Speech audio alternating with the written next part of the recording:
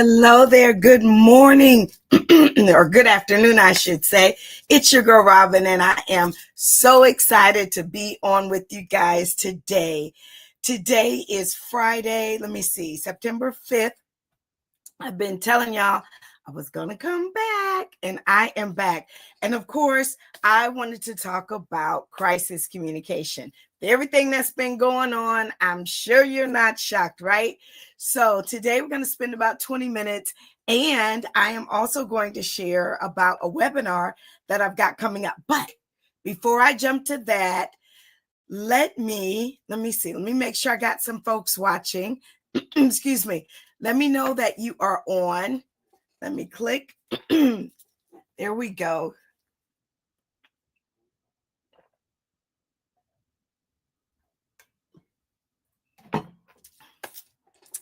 All right. Excuse me. Good stuff. All right. Shout out. Let me know if you are watching. Again, we're going to have a great session on today talking about crisis communication, panic or peace. Now, listen, I know that, this past week has been a little something as it relates to crisis communication. When crisis comes, your words will either cause panic or they will cause peace, but there's no in between. Write that down. Your words will either cause panic or they will bring peace, but there's no in between. So this past Saturday, I received a call and a couple of texts really late asking me if I knew what was happening with Bishop Joel Tutman. It was, really late. Again, I was in bed, so I had no idea. So the next day, which was Sunday, I went to church. My church service is early. So by the time I got home that morning, my timeline, right, it was a firestorm with everything that was going on. So I wanted to let some time pass so I could kind of see for myself what was happening. And so today I'm going to share just some lessons. This isn't really pertaining to that situation, but some lessons that will help you as you think about for your own ministry. What if something happens? How are you going to communicate it? And then the way you communicate it, is it going to create panic or is it going to create peace? All right. If you are ready, again, get something to take notes with. Y'all know. Let me get my pencil out. Where is it? Okay, here it is. Got my pencil. Your girl is ready. I got some good stuff for you to write down. So pull out your notebook and here we go. So let's break down what poor communication does. How the right approach, it creates peace in your church and community. And how many of you are like me? You want peace in your church. You want peace, of course, in your community. Yes, that is what matters. So, regardless of what's happened, here's what I want to share with you about poor communication. Again, poor communication equals panic. First, some of us decide, well, I don't want to talk about it. I don't want to share details. But silence creates fear. When leaders don't speak quickly, then people, they don't assume that everything is okay. They assume the worst. Listen, we've got social media. All it takes is for one person to put something out and it shows up on their timeline. Something's going on at the church or with this person, what's happening. And, my favorite that just makes me want to just scream is when people put on social media, pray for so-and-so, but they don't say why, right? That can cause panic. I know that your intentions are right because we do want to pray for people. We do want to encourage them, right, in their situation. But in my opinion, if you can't say, pray for them as they go through XYZ, then you shouldn't probably put it out. Put that on a text thread with your personal friends. they will understand. You could communicate with them the intricacies of whatever it is that's going on if you don't want to be the one to share publicly what is happening. All right.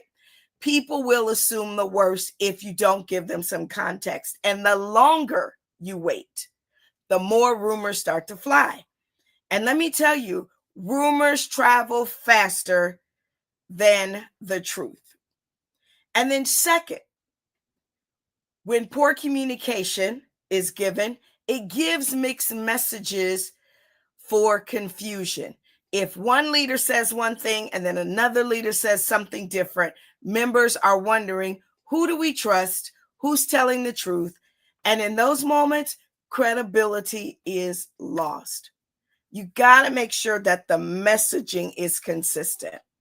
And then poor communication, the wrong tone creates panic. When people say, oh, don't worry about it, we got it, or this isn't about you or doesn't involve you. No, that is the wrong tone. You can share the right facts, but if you deliver them harshly, defensively, or dismissively, people will feel unsafe. And I think, that's part of what gave us a little anxiety in this situation. People felt like they were dismissed. And here's the truth about this, guys. People don't always remember the exact words you say. Oh, but they will always remember how you made them feel. If you just read in the comments, they will tell you the truth, right? So type the word panic in the chat if you've ever seen silence, confusion, or the wrong tone make things worse during a crisis. All right, I see you. I see you. Now let's talk about what healthy communication does. What does healthy communication do? Healthy communication, it brings peace, right? Healthy communication brings peace. Everybody type peace. That's what we want to focus on. Peace, Peace. Yes, healthy communication brings peace. Now, it brings clarity, and clarity brings calm. Healthy communication brings peace, and it's through being clear. And yeah, clarity brings calm. A clear, consistent message that lowers anxiety and it builds confidence. I always say this when I am consulting with clients. Keep it simple. All you have to share is, here's what we know, here's what we don't know, and here's what we're doing next. It's that simple. Here's what we know, here's what we don't know, and here's what we're doing next. If you can frame your communication around those three things, people will feel grounded. Second, healthy communication and bringing peace, it gives compassion, and compassion builds trust. Facts are important, but feelings matter more.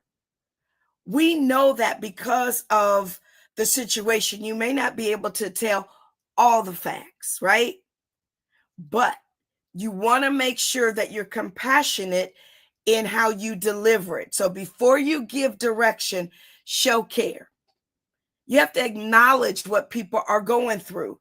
In fact, Romans 12:15 tells us, y'all know the word, rejoice with those who rejoice and mourn with those who mourn. That's not just scripture for life. It's a strategy for leadership. It matters.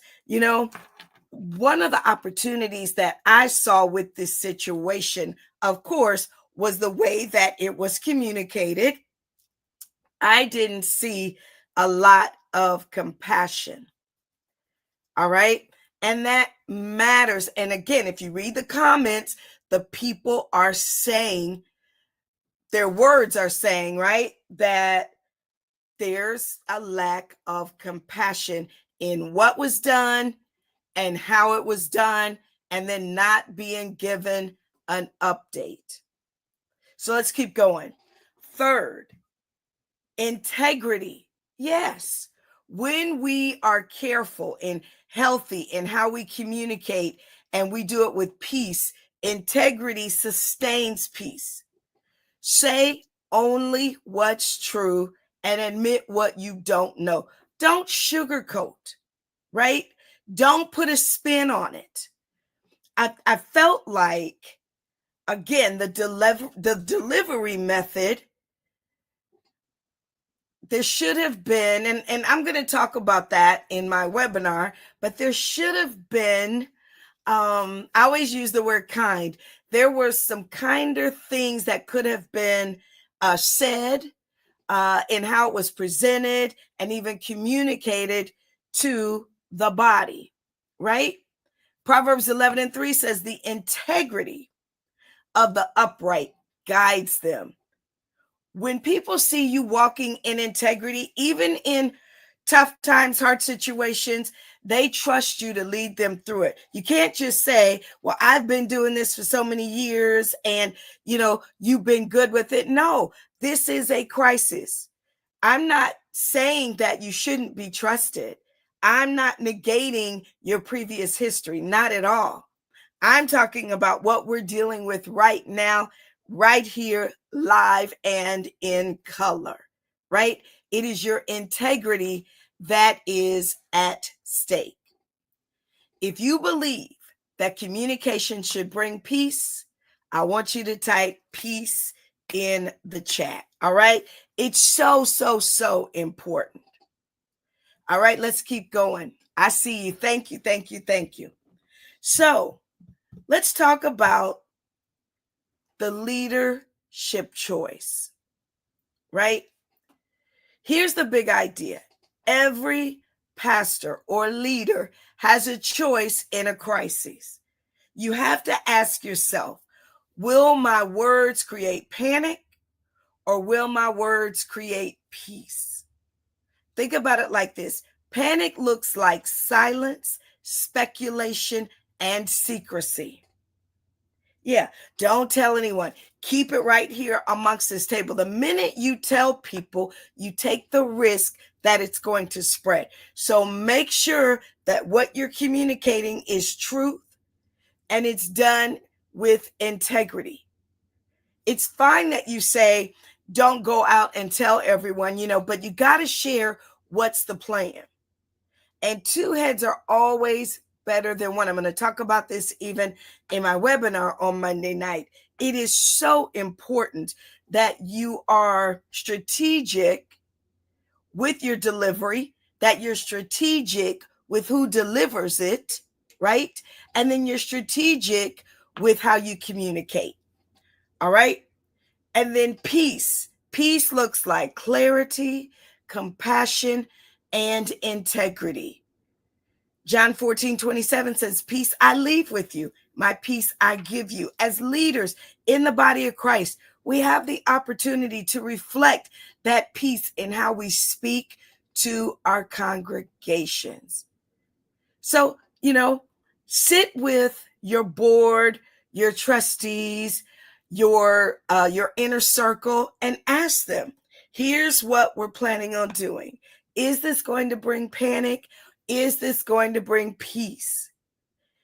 I would rather, of course, you got to act fast, but I would rather that you take some time, get your strategy together, and then respond in a quick manner. I'm not saying, wait 3 and 4 days, but I am saying some hours aren't going to hurt you so that you can make sure that you are not creating panic, but you're delivering in peace. All right. So let's jump right to my webinar on Monday. My webinar on Monday, I'm so excited.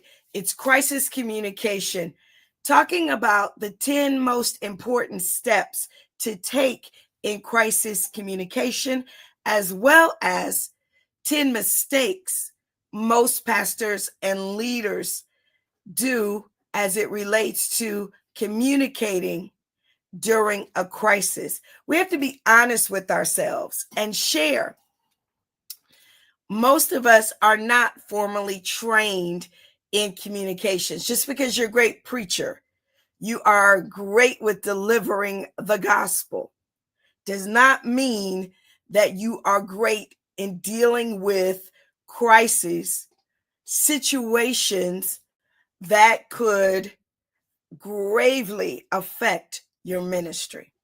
So that's what we're going to do on Monday night. You see, I got a QR code. Y'all like my new screen? I got a little setup now. Scan that QR code and you can register for the webinar. It's absolutely free. If you're on my email list, you've already gotten an email that invited you to register for the webinar. All right. But the QR code right there on the screen will allow you to do that, as well as some other things that are that I have available. All right. Let me know if you got any questions or comments that you want to share. I see my folks over here on Instagram. Thank you, thank you, thank you. As well as, okay, good. Yep, Instagram is going, Facebook's going, YouTube, all of that. Yay, I'm so proud of myself. I got y'all all going. And then, of course, on YouTube. Thank you, thank you, thank you. Yes, good. Thank you for the comments. I see. Well, listen, guys, I'm looking forward to Monday night. Again, meet me. It's 8 p.m. on Monday night. You can register for free for my crisis communication webinar. And again, your girl, I'm showing up. I'm excited to be back with you guys here. Make sure you're following my channels, subscribe to them, and like the video. And then you want to make sure you sign up to get an alert if you are on YouTube. And of course, sign up for my email list. You can do all of that through the QR code that is on the screen. All right. Thank you for hanging out with me. I told you I wasn't going to keep you long. We're right at 17 minutes. God bless. Have an amazing day.